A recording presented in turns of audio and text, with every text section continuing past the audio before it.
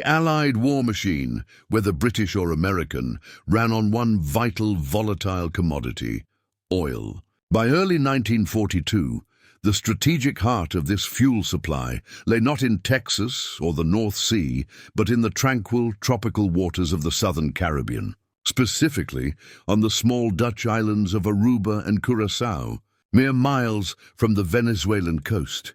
These islands hosted refinery complexes of colossal scale, processing the thick Venezuelan crude into high-octane gasoline.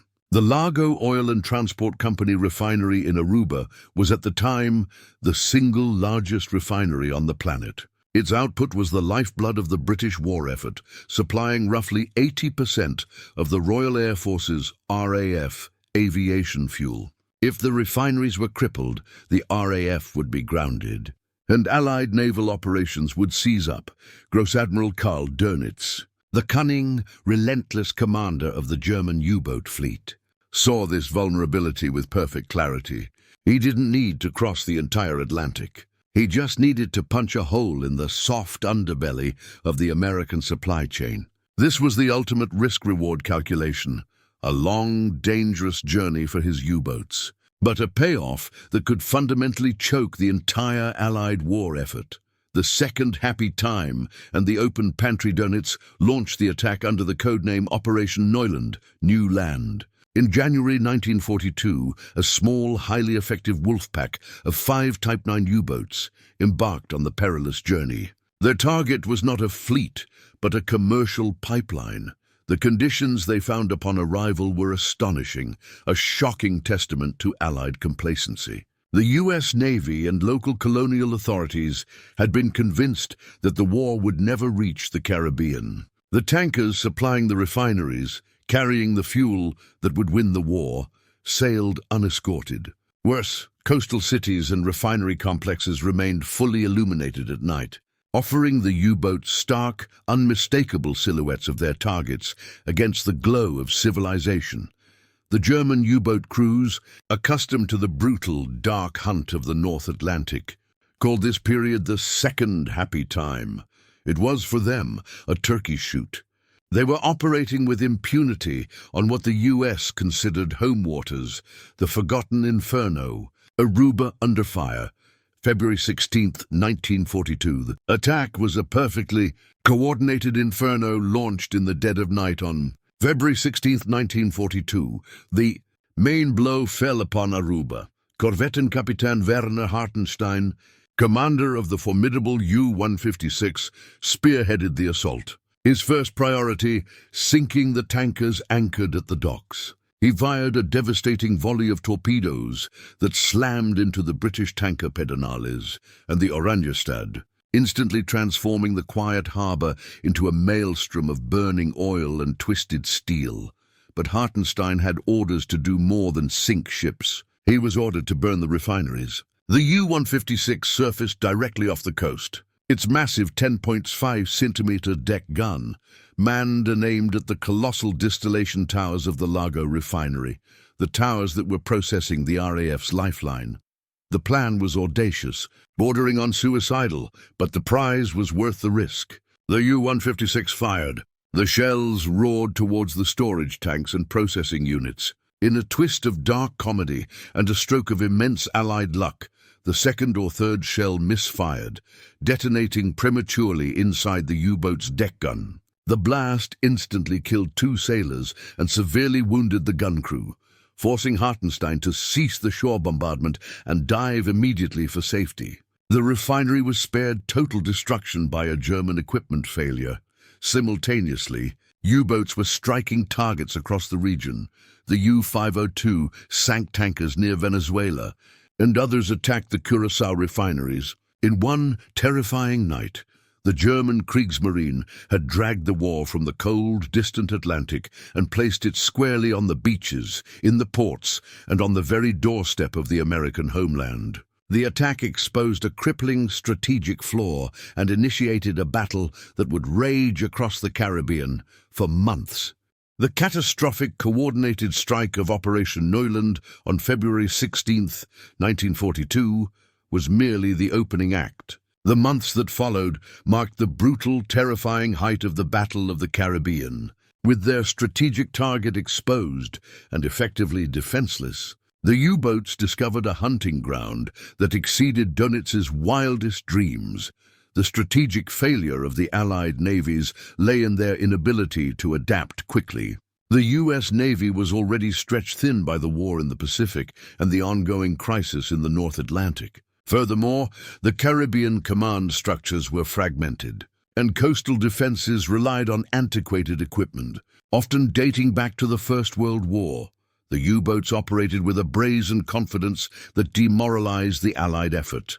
Commanders like Werner Hartenstein became legends within the Kriegsmarine for their audacity. They spent their days submerged, resting or observing, and their nights surfaced, cruising at high speed to replenish batteries and hunt their prey. The absence of effective American anti-submarine warfare, ASW, allowed them to use the surface, at night almost as freely as a destroyer. The merchant mariners sailing the crucial oil and bauxite routes carrying vital aluminum, or for aircraft construction, were the primary victims. They were literally sailing in the dark. Port cities from Trinidad to Puerto Rico to Key West remained illuminated, providing perfect navigational and targeting aids for the German subs. Tankers, essential to the war effort, were easy targets. They were slow, highly flammable, and traveled in predictable routes between Lake Maracaibo and the refineries. The torches of the sea, sinking and survival. The U-boat strategy was one of relentless attrition. They focused on maximizing tonnage sunk, and the large oil tankers provided the biggest numbers. The attacks often resulted in spectacular, horrifying infernos that turned the calm Caribbean waters into a sea of fire. A single torpedo hitting an oil tanker could cause a detonation that split the ship in two, instantly engulfing the surrounding water in burning crude. For the surviving crew, the danger was twofold: escaping the blast and navigating the scorching sea. Many merchant sailors were killed not by the explosion, but by being burned alive in the oil-slicked waters. Over 400 merchant ships were sunk in the wider Caribbean area, and thousands of mariners from Venezuela, Cuba, the U.S., and Britain perished in what was a prolonged, hidden massacre. Eyewitness accounts from the islands spoke of the eerie glow of burning tankers visible from shore, a constant grim reminder that the war had moved into their backyard. One American sailor later recalled, "It wasn't like the North Atlantic, where the water was cold and dark. Here the water was warm, but it was on fire. You could see the coast, but you couldn't reach it because you were surrounded by flaming oil, audacity, and the local response." The U-boat commanders grew so bold that their actions verged on psychological warfare. There are confirmed accounts of U-boats surfacing near populated beaches, engaging in short gun battles, or even stopping to interrogate merchant sailors before sinking their ships. One U-boat even shelled a baseball field in Curaçao during a game.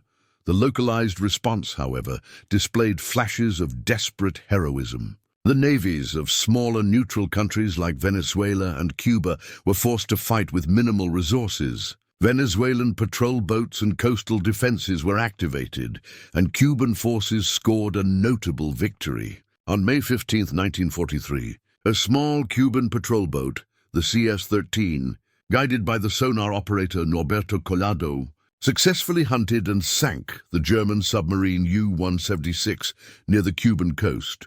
A critical, morale-boosting victory in a theater dominated by Allied losses. The most embarrassing and ultimately consequential element for the U.S. was the revelation that citizens and sympathizers of the Axis powers, primarily Germans who had settled in Latin America and the Caribbean, were providing vital intelligence. These networks, using radio transmissions and visual signaling, often alerted the U-boats to tanker movements and convoy formations.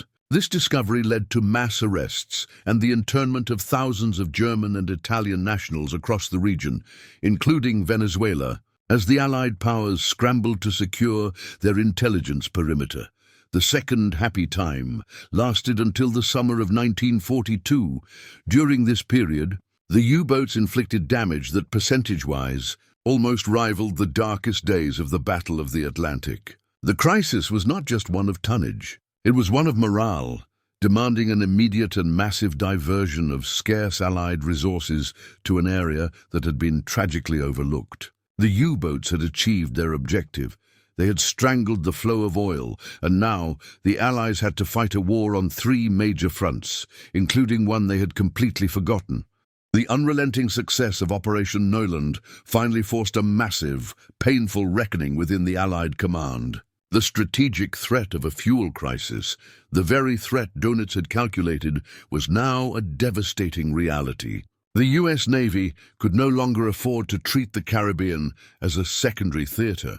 It was a front line critical to global survival. The logistical challenge was immense. Anti-submarine warfare, ASW resources, were stretched globally. But the U.S. leadership, galvanized by the unacceptable loss rates, initiated an urgent and radical diversion of assets. The first crucial step was centralizing command.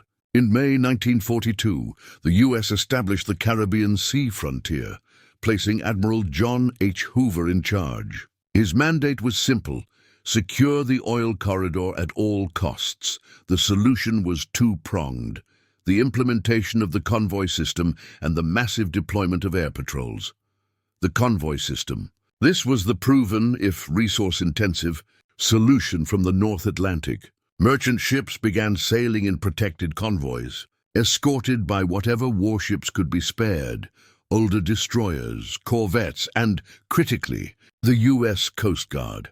The convoy system immediately reduced the U-boats' advantage, forcing them to hunt for groups of heavily defended ships rather than lone, vulnerable tankers. The air patrols.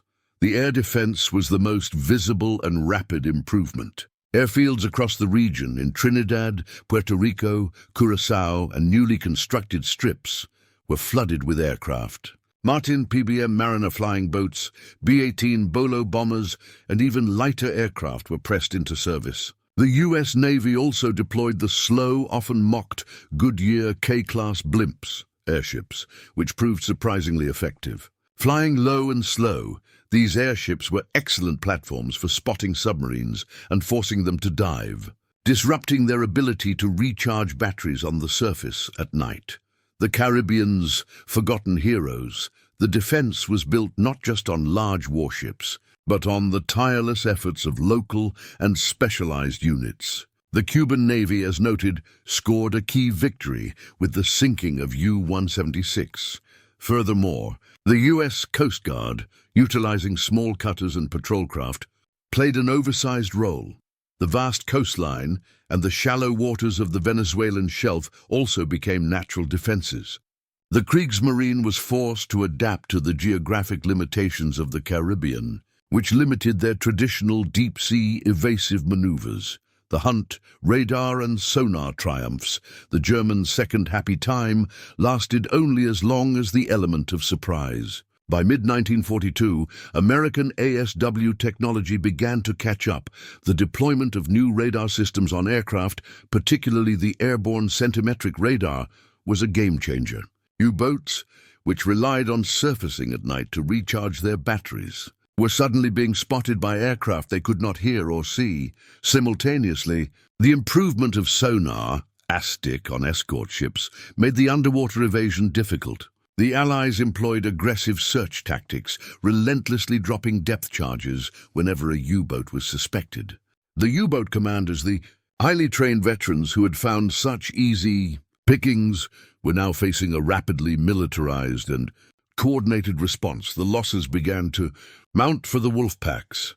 On June 13, 1942, the U-157 was sunk by the U.S. Coast Guard cutter Thetis near Key West. On August 1, 1942, the U-166 was sunk by the escort ship USS PC-566 near the mouth of the Mississippi River. The tropical paradise had become a death trap. Dönitz, realizing the shift, began to pull his U-boats out of the highly dangerous, shallow Caribbean waters and back into the central Atlantic. The cost was becoming prohibitive, and the flow of oil, though reduced, was continuing. By the end of 1943, the Battle of the Caribbean was essentially won by the Allies. The U-boats had sunk hundreds of ships, but they had ultimately failed in their primary strategic objective, shutting down the oil refineries of Aruba and Curaçao. The refineries continued to pump high-octane fuel for the RAF and the Allied fleets, ensuring that the war machine would not be bled dry. The story of the Caribbean battle is often forgotten, overshadowed by the massive naval engagements of the Atlantic and Pacific. But it was a critical, high-stakes campaign that exposed the Allies' greatest vulnerability and demonstrated the lightning-fast mobilization required to secure the single most valuable resource of World War II, the oil that literally kept the war afloat. By mid-1943, the U-boat threat in the Caribbean was largely neutralized. The belated but overwhelming deployment of Allied resources, especially the dedicated air patrols and the disciplined convoy system, had made the tropical waters too hazardous for the German wolf packs. The second happy time was over, replaced by a ruthless counterhunt.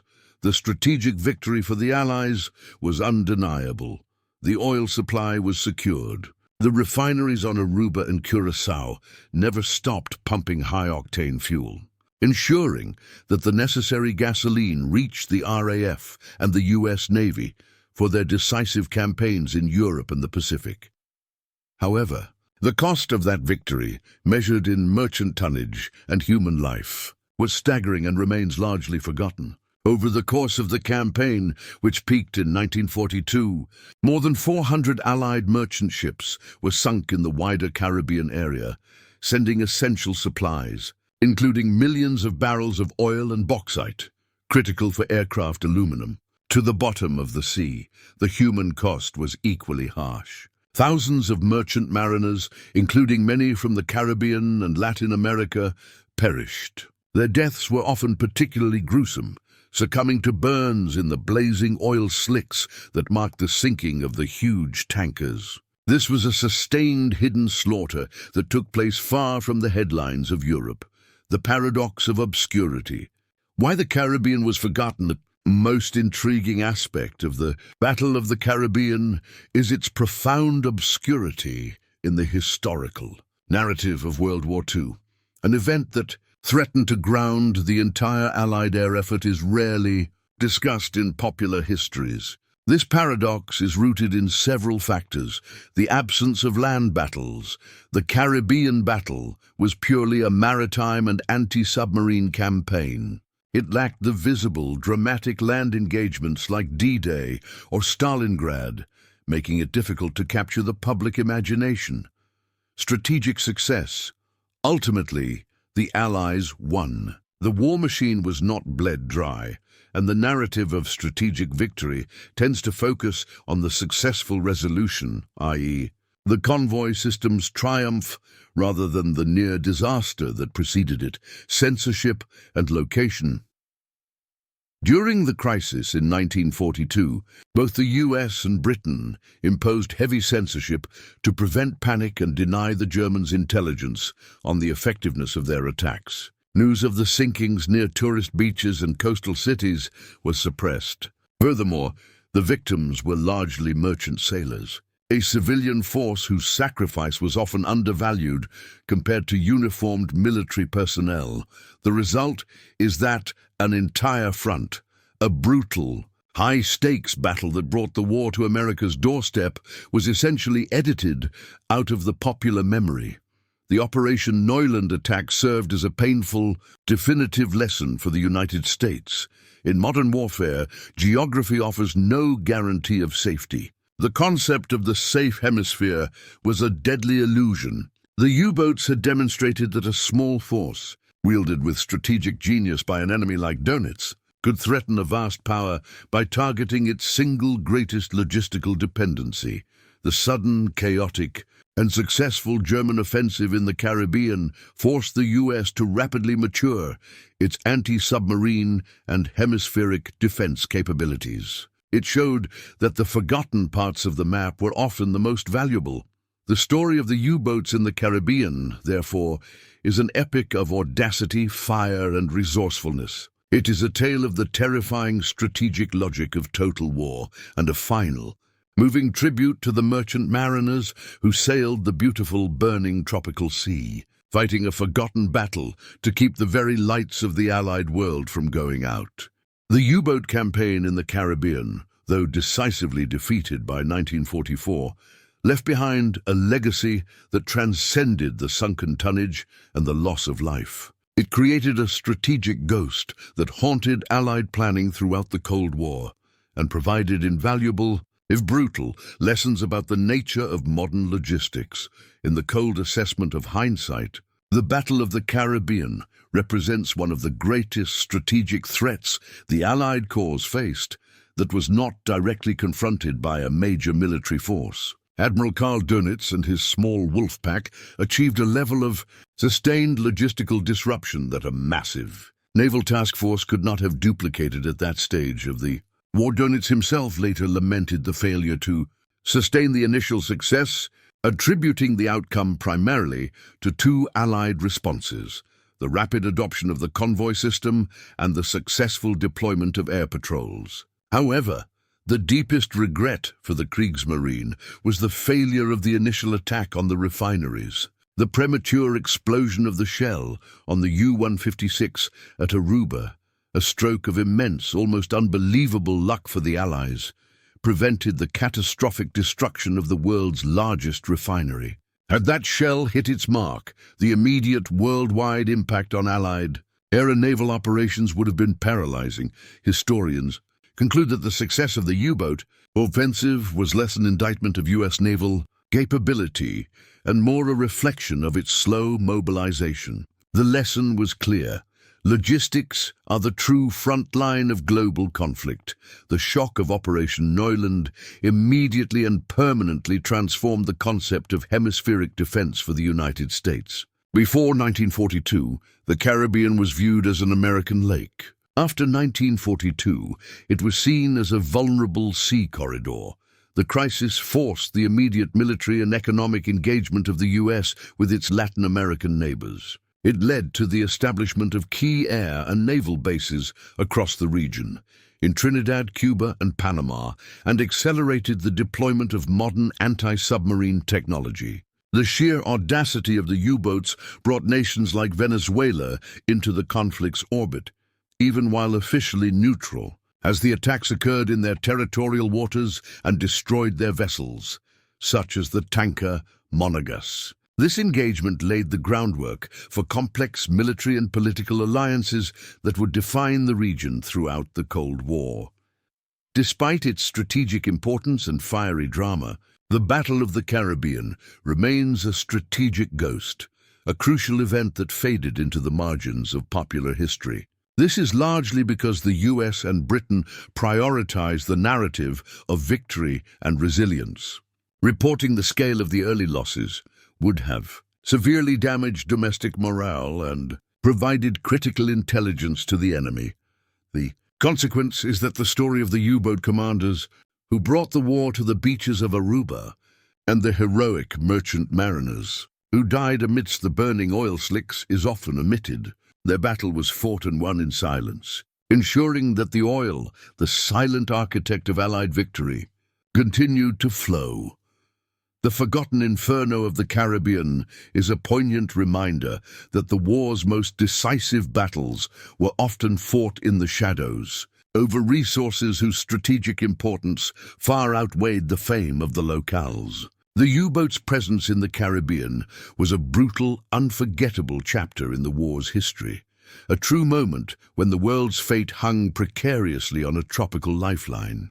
The defeat of the U-boat threat in the Caribbean did not eliminate the underlying strategic vulnerability of the region. It simply defined the necessary defensive posture. The U.S. government, determined never again to allow such a logistical choke point to be exploited, maintained a significant and enduring military presence in the Caribbean, establishing a defense framework that lasted for decades. The lessons from Operation Neuland were absorbed into the earliest strategic plans of the Cold War. the US realized that any future conflict, particularly against the Soviet Union, would require absolute command of the sea lanes to maintain supply lines to Europe. The rapid successful closure of the soft underbelly in 1942 became the operational blueprint for the anti-submarine warfare ASW doctrine used to counter Soviet submarines in the Atlantic and Caribbean basin. The very infrastructure created during the emergency, the newly constructed airfields, the deepened ports, and the communications networks, became integral to the American global defense architecture. The Caribbean, once a vacation retreat, was permanently mapped and militarized as a vital geopolitical corridor. The personal audacity of the U-boat commanders who executed Operation Neuland cemented their dark place in naval history. These were men like Werner Hartenstein of the U-156, who, despite their ruthlessness, exhibited a professionalism that was startling to their adversaries. The U-156 incident at the Aruba refinery, where a mechanical failure spared the Allied oil supply, is a defining moment of historical contingency, a moment when fate intervened to prevent a German tactical success from becoming a global strategic catastrophe.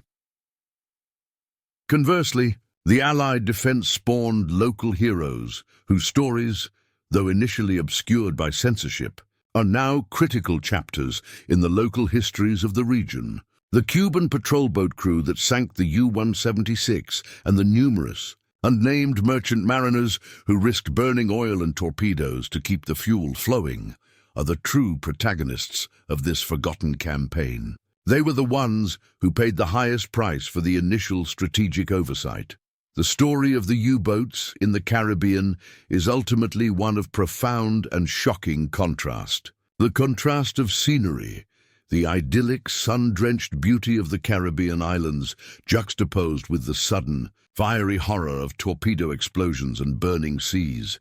The contrast of defense, the immense, sprawling wealth of the world's largest oil refineries, protected by almost laughably inadequate initial defenses, relying on local guards and antiquated patrol boats. The contrast of scale, a critical campaign, responsible for fueling one of the most important elements of the Allied war effort, the RAF, yet fought by a tiny force of 5 German submarines.